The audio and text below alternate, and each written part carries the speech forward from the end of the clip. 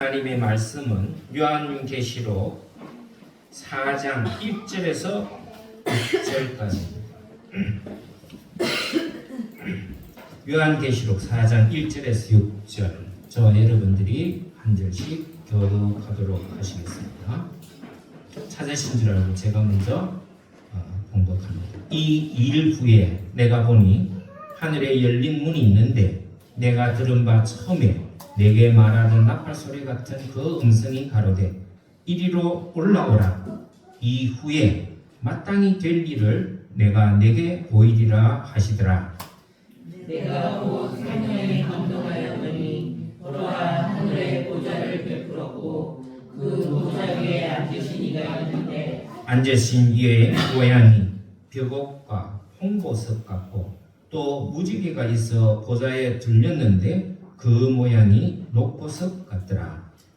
또 보좌에 들려 24 보좌들이 있고 그 보좌들 위에 24 장로들이 흰 옷을 입고 머리에 금을 쓰고 앉았더라. 보좌로부터 번개와 음성과 뇌성이 나고 보좌 앞에 7 등불 켠 것이 있으니 이는 하나님의 7 영이라. 보좌 앞에 수정과 같은 불이 나타나 있고 보좌 가운데와 보좌 주위에 네 샘물이 있는데 앞뒤에 눈이 가득하더라. 아멘. 오늘 사실은 4절까지인데 주부에는 6절로 나와 있어서 같이 6절 말씀을 읽었습니다. 오늘은 요한계시록 4장 말씀입니다. 지금까지 계시록 1장에서 3장까지는 교회와 산도에 관한 말씀으로 주로 이루어져 있었습니다. 특히 그 당시 여러 가지 혼란과 핍박 가운데 처한 교회와 성도들이 그런 상황에서 어떻게 대처하며 살아가야 될 것인가에 대한 말씀이었어요. 그러나 이제 4장부터는 장차 되어질 일에 관한 계시의 말씀이 이렇게 기록되어 있는데 그 1절, 4장 1절의 그 후반에 보면은 이런 말씀이 있습니다. 이리로 올라오라. 마땅히 될 일을 내가 내게 보이리라. 이제 앞으로 되어질 일에 대해서 보여주시겠다 하는 말씀이 이 4장부터 나옵니다. 여기 보면 마땅히 될 일, 즉 미래에 되어질 일에 대해서 보여주시는데 문제는 뭐냐면 그 미래가 지금보다 훨씬 더 심각한 상황이 될 것이라는 데 문제의 핵심이 있습니다. 이 당시에 소아시아 지역에 있는 많은 교회와 성도들이 여러 가지 핍박을 받았죠. 도전이 있었고 뭐 이단들의 도전이 있었고 또 유대인들의 도전이 있었고 또 그 로마의 우상 숭배들로 인한 또 그 지역의 우상 숭배들로 인한 그런 많은 유혹들 또 핍박들이 있었어요. 그런데 미래에는 이보다 훨씬 더 심각한 상황을 맞이할 것이라는 거예요. 그러면은 이 당시 상황도 그렇지만 미래에는 더 심각한 상황에 직면할 텐데 그때 우리는 무엇으로 어떻게 대처하며 살아가야 되는가 하는 것이 굉장히 중요하겠죠. 그에 대한 해답을 주는 말씀이 바로 오늘 이 4장부터 해답이 주어져 있습니다. 자, 이 4장의 핵심 말씀은 한 가지입니다. 우리가 믿는 하나님은 어떤 분이신가를 제일 먼저 묘사하고 있어요. 왜냐? 지금보다 미래에 당할 상황은 더 심각한 상황일 텐데 그때 닥칠 환란에 있어서 대안이 뭐냐는 거죠. 그건 간단합니다. 그 대안이 뭐겠습니까? 오직 하나님이시라는 것을 요한의 환상을 통해서 지금 계시하고 있다는 거예요. 자, 그러면은 요한을 통해서 보여주신 하나님은 어떤 하나님인가? 그리고 왜 이런 환상과 계시를 통해서 보여주셨을까 하는 문제입니다. 먼저 오늘 본문에 보면은 하나님은 자신을 계시할 때 가장 먼저 하늘 문을 열어 보여주셨다라고 나옵니다. 여러분 1절 전반에 보니 요한이 보니까 하늘에 열린 문이 있는 것을 보게 됩니다.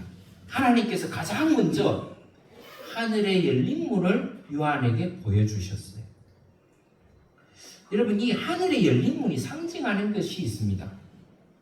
그게 뭐냐? 그것은 우리가 사는 이 세상과는 전혀 다른 곳이라고 하는 상징성이 있어요. 사실 여러분, 우리가 하나님을 부를 때 하늘에 계신 우리 아버지라고 부르죠. 하늘에 계신 우리 아버지. 여기서 하늘은 일반적으로 우리가 생각하는 저 위에 있는 하늘이라는 의미가 아니에요. 높은 곳에 계신 하늘. 우리가 밟고 사는 이 땅과는 전혀 다른 곳을 표현할 때 하늘이라는 용어를 사용해요. 그러니까 우리와 사는 세계와는 전혀 다른 곳에 계신 하나님, 우리의 발이 닿지 않는 곳, 그런 곳에 계신 분이라는 것을 지금 상징하고 있는 것이에요. 이 하늘에 열린 문은 하나님의 세계로 들어가는 문을 의미합니다. 이 세계로 들어가야 하나님을 만날 수 있다라는 의미이기도 합니다. 그러면은 왜 이런 하나님의 세계를 보여주셨을까? 왜? 무엇 때문에? 여러분, 우리가 살아가면서 절망적인 상황을 만날 때가 있죠. 내가 도저히 어찌할 수 없는 그런 상황을 살아가면서 때때로 맞이할 수가 있어요. 그때 여러분 가장 필요로 하는 것이 무엇이겠습니까? 여러분은 어때요? 지금까지 살아오시면서 내가 어찌할 수 없는 그런 상황에 부딪혀 보신 적이 있겠죠? 절망적인 상황, 절망적인 환경, 여건에 부딪혔을 때 여러분들은 그것을 이길 수 있는, 극복할 수 있는 힘이 무엇이었습니까?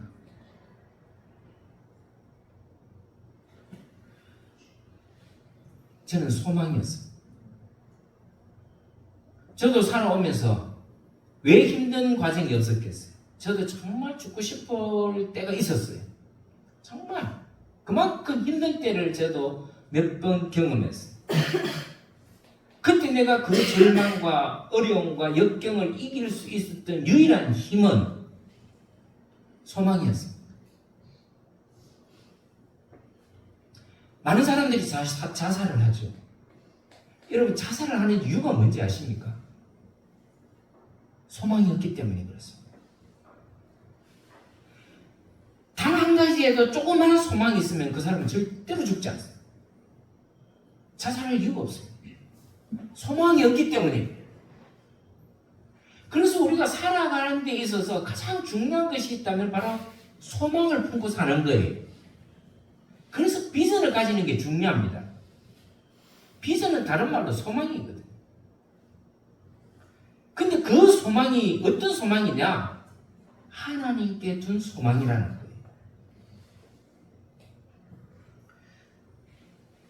잠언 14장 32절에 이런 말씀이 있습니다. 악인은 그 환난에 엎드러져도 의인은 그 죽음에도 소망이 있느니라. 죽음 가운데 있어도 소망이 있는 사람은 죽음이 그를 삼킬 수가 없어요. 제가 앞서도 말씀드렸지만은 앞으로 다가올 미래의 환난에서 가장 중요한 것은 하나님에 대한 믿음이에요.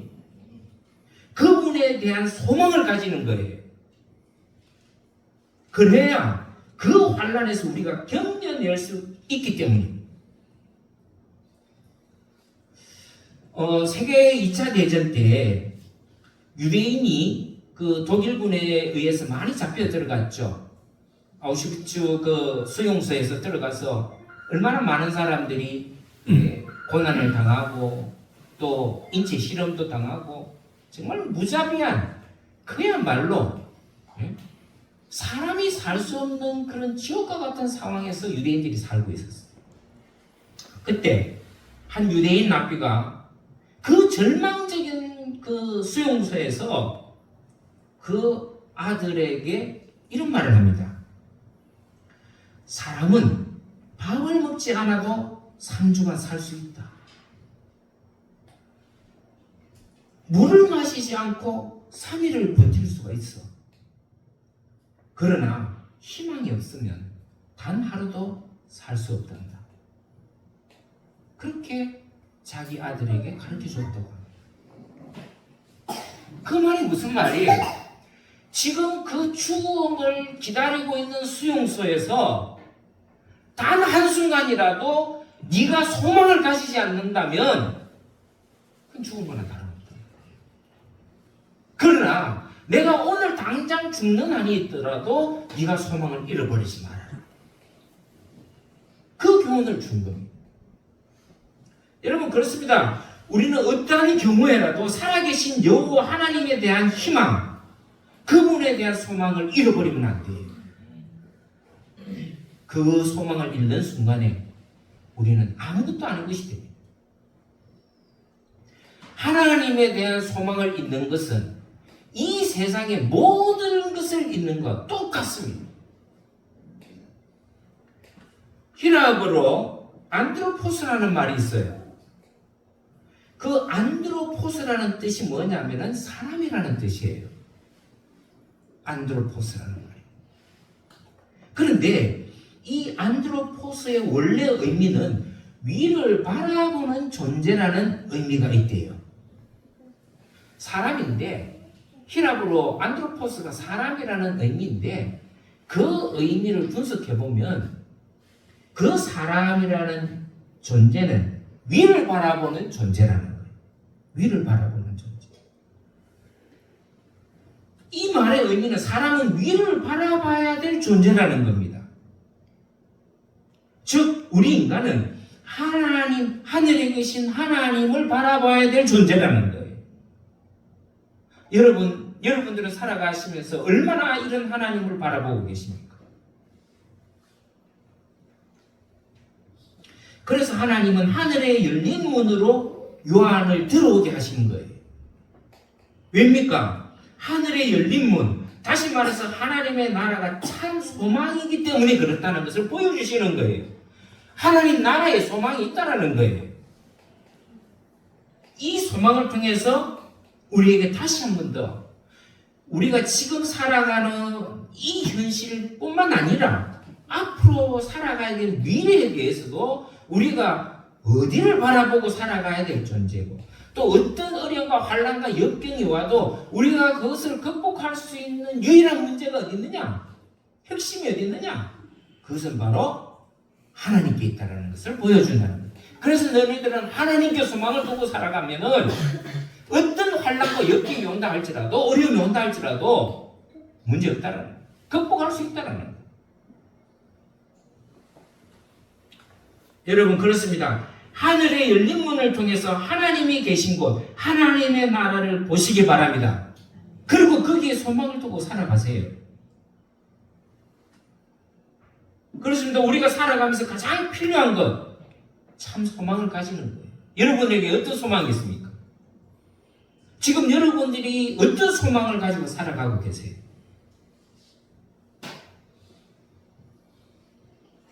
세상 사람들은 부와 권세가 자기를 지켜줄 소망으로 여기고 살아가는 사람 많죠? 여러분 주위에 한번 보세요.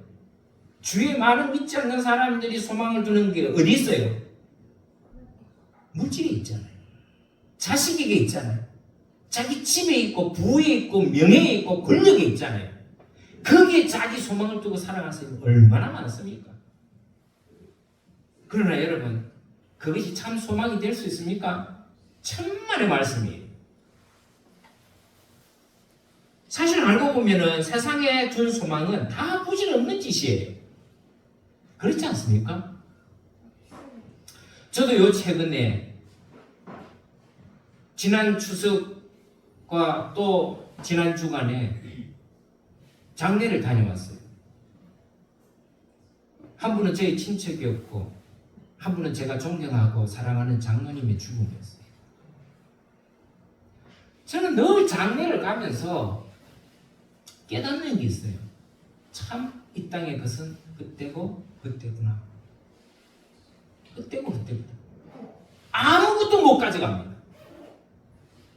아무리 재산이 많고 아무리 자녀가 잘 나가는 자녀가 있고 살아계실 때 권세가 있고 부가 있고 명예가 있어도 여러분 땅에 묻히는 순간에 그건 아무것도 아니에요. 그것이 나를 지켜주는가? 그것이 나의 소망이 되는가? 천만의 말씀이에요. 그래서 우리가 지혜를 얻으려면은 초상집에 가야 돼요. 거기 가보면 정말 이 세상의 것은 별것 아니구나. 아무것도 아니구나. 우리 건강 별것 아니구나. 우리 재산 별거 아니다는 걸 알게 되는 거예요. 죽음 앞에서 이 세상의 것은 아무도 누구의 소망이 될 수 없습니다. 진정한 소망은 영원한 것이어야 돼요. 돈은 유한합니다. 물질은 유한해요. 우리 인생도 유한합니다. 거기서 무슨 영원한 소망을 찾겠습니까? 그래서 하나님은 오늘 말씀을 통해서 하늘의 문을 통해서 우리에게 우리가 두어야 될 소망이 어디 있는가를 지금 보여주시는 거예요. 여러분들은 부디 하나님 나라에 대한 소망을 잃어버리지 마시기를 바랍니다. 자, 그렇다면 그 하나님의 나라가 왜 우리의 참된 소망이 되고 그 참된 소망의 주인이신 하나님은 과연 어떤 분인가? 과연 우리가 그분에게 내 소망을 둬도 될 뿐인가? 하는 것을 우리가 오늘 말씀을 통해서 알아봐야 돼요. 오늘 말씀에 보면 하나님은 보좌에 앉으셨다라고 표현하고 있어요. 여러분, 보좌는 진정한 힘을 상징하는 거예요. 권세를 상징합니다. 세상의 힘과 권세가 아니에요. 영원한 힘과 영원한 권세를 상징하는 거예요. 하나님은 영원한 힘과 권세를 가진 분이에요. 창조자 하나님이시니까. 그리고 앉으신 보좌의 모양의 벽옥과 홍보석 같고 무지개가 보좌를 둘렀고 그 모양이 녹보석 같더라, 그렇게 표현하고 있죠. 여러분, 이거는 다 상징성이 있어요. 그 벽옥과 홍보석과 녹보석은 귀한 보석이에요. 쉽게 얻을 수 없는 그런 보석을 의미합니다. 그리고 고귀하죠. 거룩하죠. 권위가 있는 거예요. 다시 말해서 하나님은 그런 분이라는 거예요. 고귀한 분이다. 거룩한 분이다. 다시 말해서 하늘의 문에 들어가면 이런 영광스러운 하나님의 나라, 그 보좌에 영원히 우리도 함께 참여할 수 있다는 것을 보여주는 거예요. 거기에 보면은 그것을 뒷받침하는 말씀이 나오는데, 거기에 보면은 그 하나님의 보좌에 둘려진 무지개라는 표현이 나오죠. 여러분, 이 무지개는 우리 성경적으로 표현하면은 무지개는 언약입니다. 약속이에요. 무지개는 약속을 의미합니다. 그래서 성경에 보면은 무지개가 약속의 상징으로 나와요. 창세기 9장에 보면은 하나님께서 창세기 9장 12, 13절에 보면은 이런 말씀이 있습니다. 하나님이 가라사대 내가 나와 너희와 함께하는 모든 생물 사이에 영세까지 세우는 언약의 증거는 이것이라. 그 언약의 증거가 무엇이냐면 13절에 내가 내 무지개를 구름 속에 두었나니 이것이 나의 세상과의 언약의 증거다. 여러분, 세상 사람들은 무지개를 보면 아우 아름답다라고만 얘기하죠. 그러나 우리는 그런 아름다움에서 더 고차원적인 뜻이 있어요. 무지개를 볼 때마다 하나님의 이런 언약을 기억해야 돼요. 하나님의 보좌를 둘러 비치는 무지개는 바로 이 하나님과의 언약을 기억나게 하시는 것이라는 거예요. 그래서 우리는 하나님을 언약의 하나님이라고 부르는 이유도 바로 거기 있어요. 하나님은 우리와 항상 약속해 주셨어요. 언약해 주셨어요. 내가 예수 그리스도를 너희를 위해서, 너희 죄를 위해서 구원자로 보내주시겠다. 그 약속이 바로 구약이잖아요. 여러분, 구약이 무슨 의미입니까? 하나님께서 오래전에 약속하셨던 것을 구약이라 그러고, 신약은요, 새롭게 예수 그리스도를 통해서 약속하신 언약의 책이라는 것이 바로 신약이에요. 그래서 성경은 한마디로 약속의 책이에요. 그래서 구약과 신약을 나누는 거예요. 그리고 사절에 보니 24장로가 등장하죠. 이 24장로는 왜 하필 24장로인가? 이것이 의미하는 바가 무엇인가 하는데요. 24장로는 구약의 12지파와 신약의 12사도의 수를 합친 것이라 그렇게 해석하시는 분이 있어요. 저도 그걸 동의해요. 다시 말해서 이 24장로라는 말은 우리가 흔히 알고 있는 교회의 장로를 의미하는 게 아니라 구속함을 받은 이 땅의 거룩한 성도들을 의미해요. 그러면 24 그러니까 24명만이냐 그런 뜻이 아니에요. 그런 뜻이 대표죠. 대표를 상징하는 거예요. 구원받은 사람들의 대표를 상징하는 거예요. 구약에서는 12지파, 신약에서는 12사도. 예수님께서 택한 12사도를 의미하는 거예요. 그러니까 이게 대표성이 있는 거예요. 성경에는 장로는 나이가 많은 존경받는 성도들의 대표입니다. 요즘 우리가 말하는 뭐 장로교회에서 장로 그런 의미가 아니에요. 우리도 우리 한국 장로교회가 이 장로에 대한 의미를 잘못 좀 알고 있어요. 장로는 뭐 투표해가지고 이렇게 장로 됐다고 내가 뭐 장로의 권세를 누리고 뭐 힘을 써 그런 장로의 의미가 아니에요. 존경받는 나이 든 사람을 장로라 그래요. 일반적으로 유대인들은 그렇게 불러요. 우리가 엘드라고 하는 것이 그냥 뭐 투표해서 된 사람을 장로라, 장로 투표해서 된 사람을 장로라 그러지 않아요. 모든 나이가 좀 연세가 드시고 교인들로부터 존경받는 나이 드신 분들을 다 장로라 그래요. 대표죠, 대표. 그래서 이 12장로는 하나님께 소망을 두고 하나님의 구속하심을 받은 성도들, 교회를 상징하기도 한다. 그렇게 해석하면 정확한 해석이에요. 그리고 그들이 입은 옷이 있어요. 흰옷이죠. 이 흰옷은 정결을 상징하죠. 쉽게 말해서 신앙의 절개를 지킨 것을 상징하는 겁니다. 사단에 유혹받지 아니하고 미혹받지 않은 사람들, 거룩한 하나님의 자녀를 상징하는 것으로 구원받은 사람들의 모습을 그려놓고 있어요. 그리고 요한이 보니 그 24장로들 머리에는 금멸 유관을 쓰고 앉아있는 것을 보았어요. 이거는 영광을 의미합니다. 받아야 될 영광. 신앙의 절개를 지키고 믿음으로 산 사람들이 받아야 될 결과, 영광이라는 거예요. 하나님으로부터 영광의 면류관을 받는 거예요. 하나님을 향한 신실한 믿음과 신앙의 순결을 지킨 사람들이 하나님으로부터 받을 상급이라는 거예요. 여러분, 우리가 신앙생활하고 정말 하나님 앞에 갔을 때 하나님 앞에 이런 영광의 상급을 받을 수 있어야 돼요. 부끄러운 면류관이 아니라 영광의 면류관을 저와 여러분 우리 두란노교회는 다 받을 수 있기를 바랍니다. 그래서 이사야 62장 11절에 보면은 여호와께서 땅끝까지 반포하시되 너희는 딸 시온에게 이르라. 보라, 내 구원이 임하느니라. 보라, 상급이 그에게 있고 보응이 그 앞에 있느니라.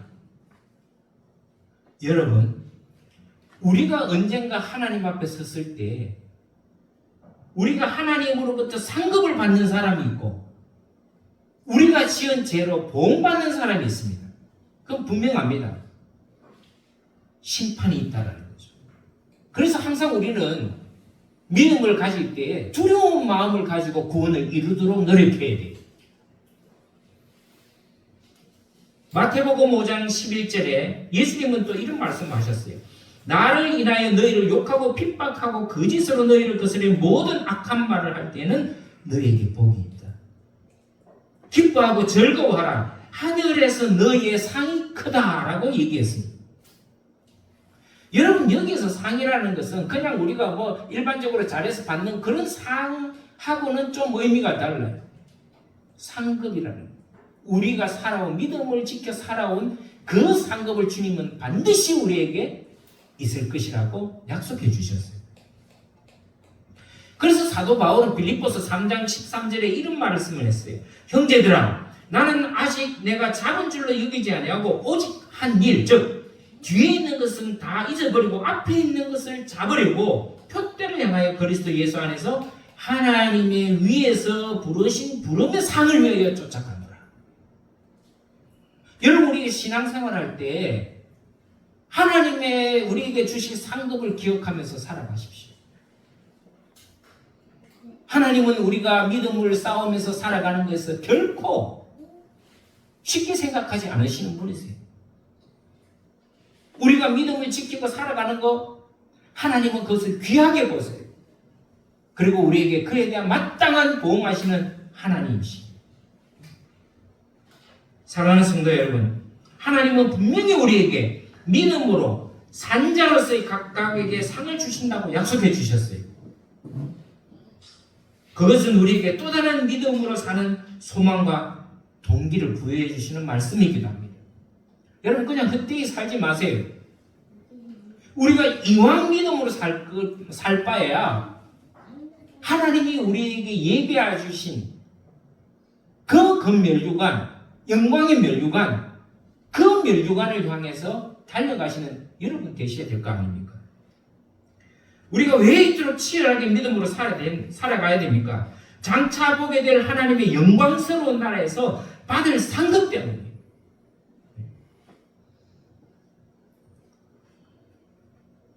여기서 상이라고 그러면 좀 유치하게 생각할 수도 있겠지만은, 지금 여기서 말씀하고 있는 금면류관은 하나님께서 믿음으로 산 자들에게 대해서 그만한 보상을 약속하고 계시다는 사실을 기억해야 돼요.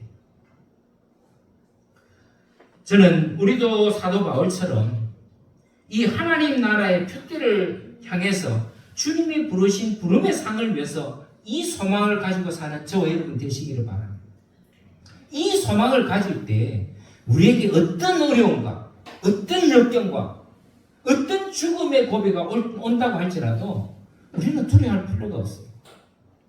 우리는 거기에서 이겨낼 수 있습니다.